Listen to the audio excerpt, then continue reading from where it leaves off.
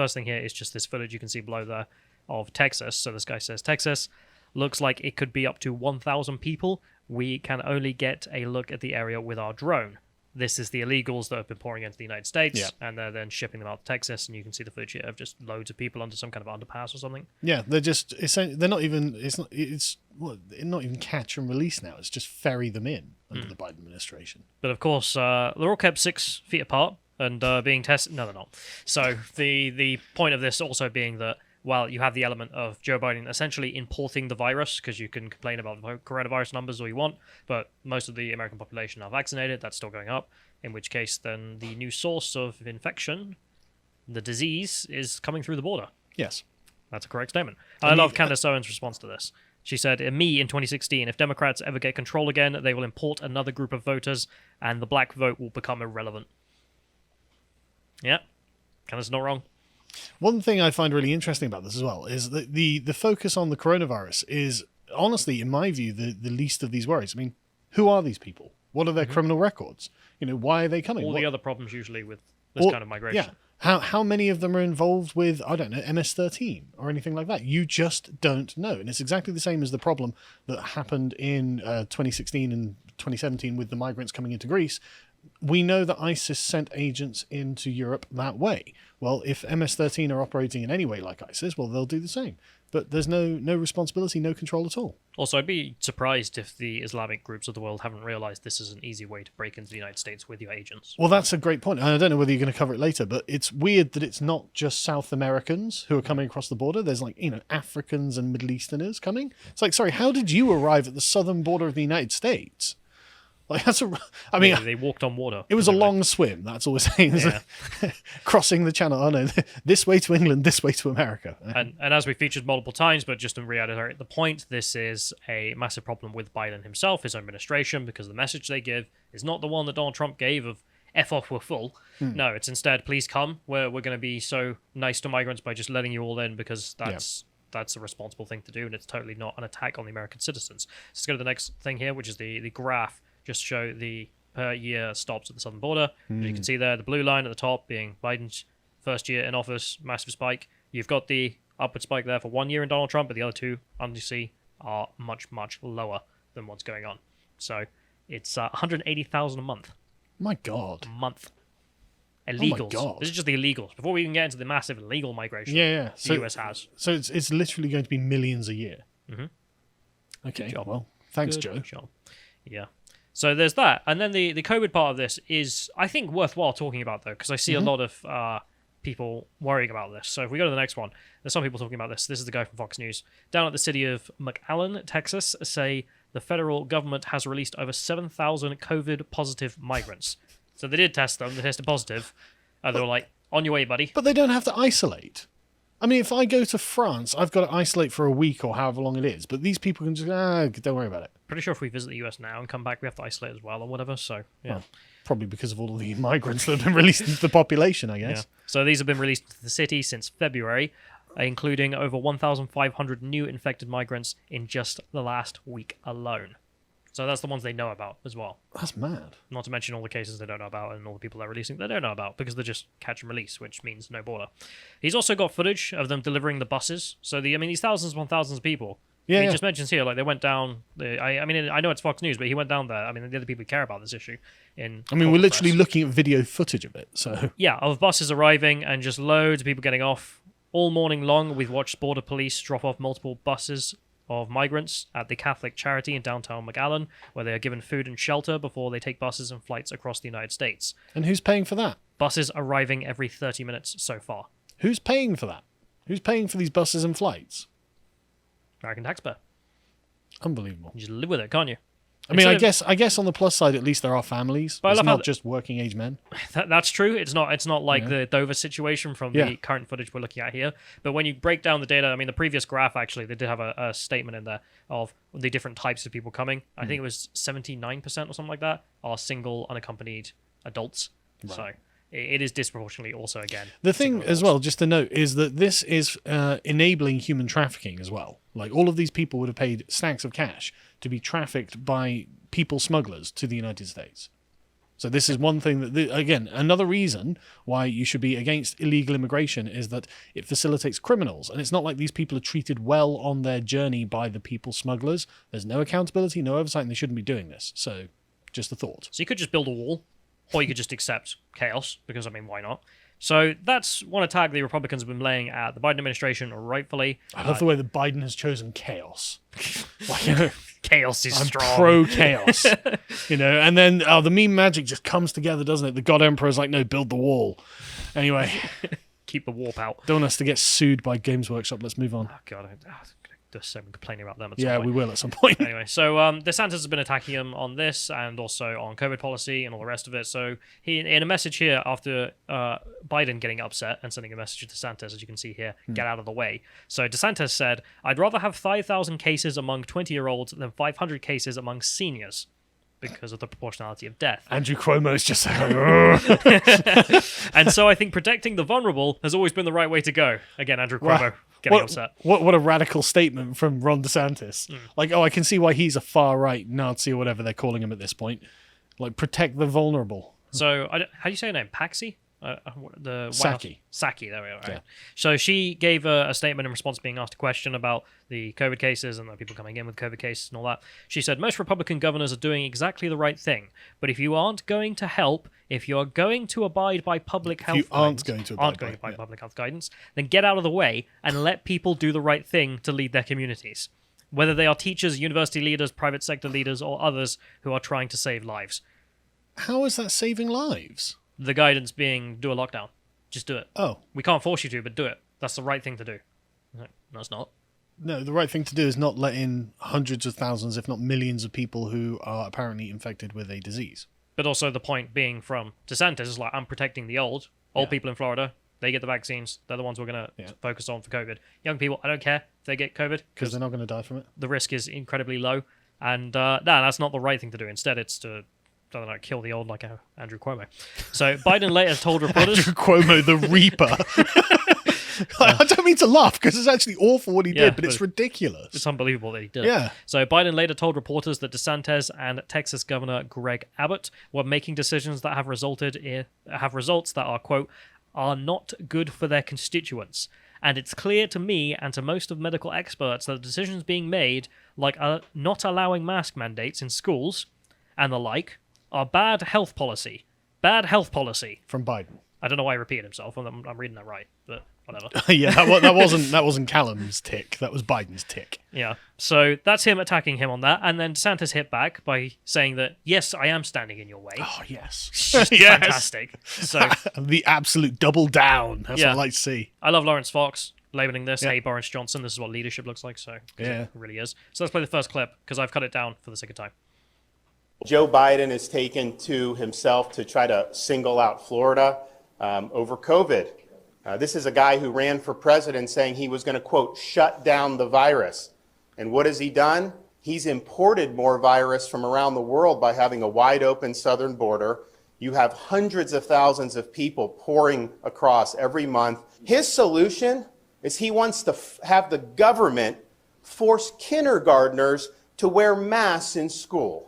He doesn't believe the parents should have a say in that. He thinks that should be a decision for the government. Well, I can tell you in Florida, the parents are going to be the ones in charge of that decision. I want to clap as well. Joe Biden also believes that vaccination should be mandated by force of government and that you should have to show vaccination status to be able to participate in society. Now, Florida, we're very proud of our Seniors First strategy. You look at the mortality in nursing homes among seniors, it's declined dramatically. But we said from the beginning, we're going to make it available for all, but we're not going to mandate it on anybody. That's ultimately an individual's choice to be able to do it. He wants that, but yet if you want to vote, he thinks it's too much of a burden to show a picture ID when you're voting. So no voter ID, but have to show your medical papers just to be able to live an everyday life?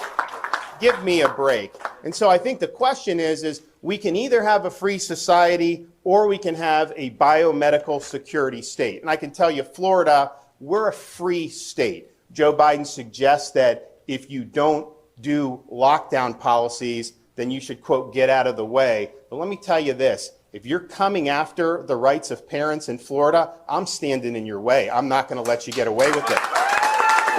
Why don't you do your job?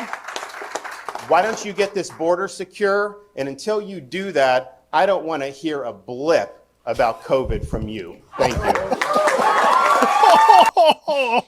Okay, that was fantastic. Yeah, everything about that was gold. Yeah, I'm loving the Trump hand movements as well. Fingers. Yeah.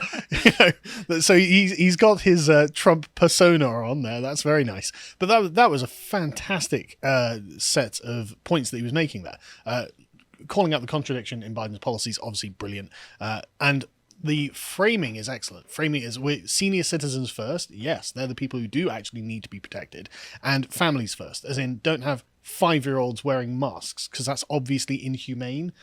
Brilliant. Absolutely brilliant. I mean, I don't see... I bet his popularity in Florida is just skyrocketing. Yeah. Right. Well, I got a couple of friends in Florida. They keep sending me clips of being like, I love my governor. Yeah. Oh, well, I see this from people who are Floridians all the time.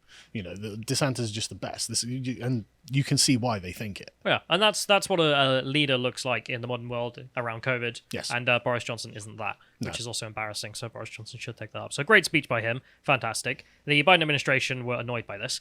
So you can see the press secretary retweeting this. And she said 23% of new COVID hospitalizations in the US are in Florida, and their hospitals are being overwhelmed again. It's nothing to do with the speech, but whatever. We are doing everything we can to help the people of Florida, and they're stepping up by getting vaccinated. We hope Ron DeSantis will join us in this fight. You notice how there's no real backlash on any of his points? Nothing there addressed anything that he said. I mean, bring up this. Here's a statistic. Okay, but that's in isolation. What about the other places? It's not deaths. That's the whole point of the vaccine. It's not to stop you getting the virus, we've been told. It's to stop you dying from it, which is why he's giving it to the elderly, because they're the ones at risk of dying. Yes. He's a sensible policy. He's being right. Like, he's being on the money on that. And they're like, yeah, but what about people getting the virus? Like, stop letting people in the border? I don't know. What do you want?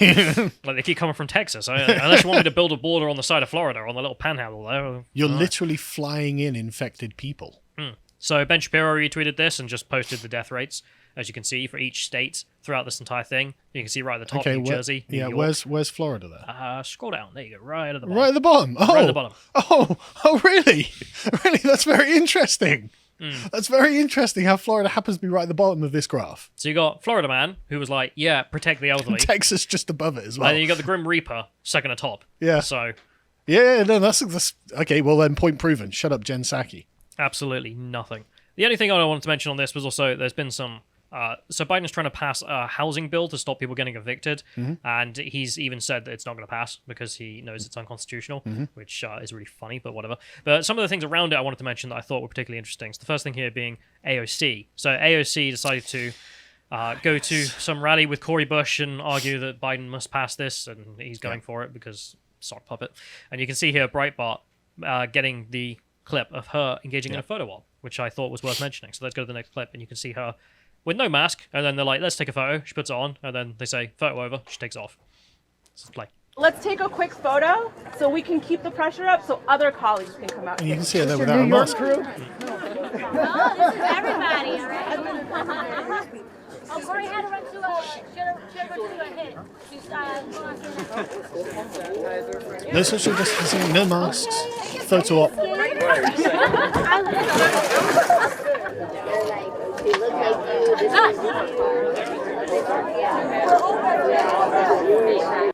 The absolute grift of it.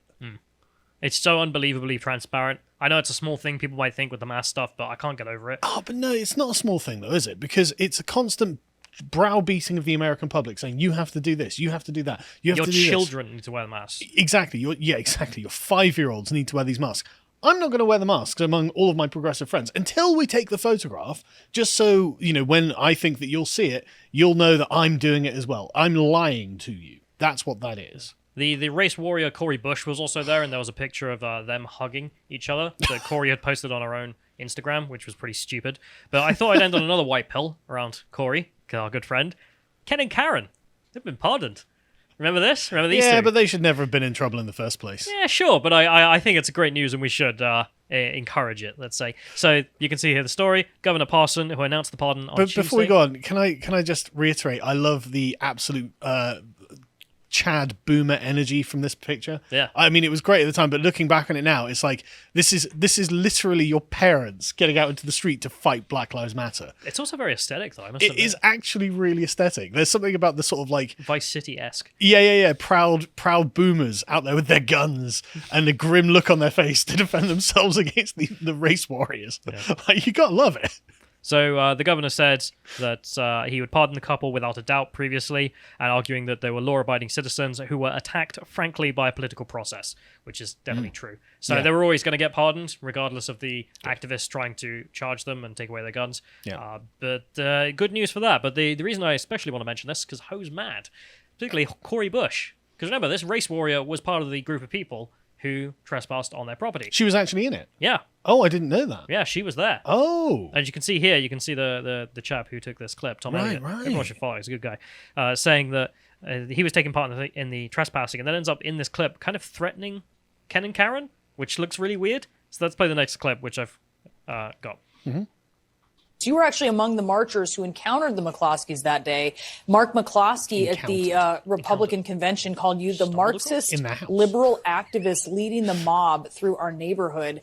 What is your reaction? There are other people that there are pardons that we have been asking for, pardons that actually should happen in Missouri, and that was not one. That was not one. They stood there, they pointed their guns, totally reckless, to a group of non-violent protesters walking down a street. They literally He has broke in. spat on my name, and because of that, his day will come. You will not be successful in all that you're trying to do when you are hurting the very people that are out trying to save lives. There are other people, Governor Parsons, that you should be looking at. We have an activist that's been sitting for such a long time. Sitting. Do something. Actually show up and be the governor of all the people of Missouri. Not just those that follow your type of politics that actually hurt black people, that actually hurt brown people, that actually hurt people who are unhoused, that actually hurt our LGBTQ community, that actually hurt people who are of the Muslim faith. It goes on and on. I thought I'd stop it there just to save you the pretentious, phony outrage that you can get from her. Obviously phony. But they're hurting people. Who are they hurting? He's hurting LGBTs, Muslims, brown people. Jesus Christ, how pathetic. So for anyone who didn't see the original footage, they're filming themselves literally breaking into their property, smashing in the gate, and then going out and chanting. And the McCloskeys are obviously very concerned that a bunch of race warriors and communists have turned up to assault the house. In the context of BLM burning down, entire cities. Yeah, exactly. It wasn't killing almost 30 people. Yeah, it wasn't like BLM had done nothing until this point. And so understandably, and the McCloskeys, they bought the house 30 years ago or something, and it was an absolute wreck. And they spent 30 years doing it up. So this is a sort of a lifetime project, and it's a beautiful house that they've got. But they started with a very, very poor house, and they built it up. And so you can see the investment, you can see the amount of love and work that had gone into it. And then a bunch of entitled communists come in and be like, right, we hate you, you're hurting us. It's like, no, get off my property. Get off my land. Absolutely the right thing to do. You stand up for your property. The American thing to do as well. Oh, absolutely. She says that his day will come, which again, that sounds like coming from the BLM race, grifters, rioters. Your day will warriors. come because you're hurting all of these people. It's like they're not hurting anyone. They were just chilling at home. You could it's go so away. Pathetic. Like just like black and brown people, and then LGBTs, Muslims, are just like, my God, it's just so transparent. Like, yeah, the LGBT Muslim parade that was taking place on their property as well. Yeah. I assume that was from the other side of the entrance that they pointed guns at. I guess there's just no footage of that for some reason. But also she mentions that the governor shouldn't spend his time engaging in partisan politics, unlike her, who never would, of course. Oh, yeah, of course. By pardoning the McCloskeys. But also, you should pardon this activist who's completely unnamed because he's been sitting in jail cells. He is sitting, Callum. I don't know whether you understand that that's bad. Poor man. But I can't imagine that this activist, unnamed activist, we don't even know who she's talking about, but I get the feeling that she probably didn't name him because then we'd be able to Google him and find out why he's in jail. And we'd probably be like, it seems that he did something wrong. Unlike the McCloskeys, who did nothing wrong. Didn't do nothing. Good boys. I'm glad they're out. If you enjoyed this segment from the podcast of the Lotus Eaters, you can watch the full broadcast live every weekday at 1 p.m. UK time on lotuseaters.com.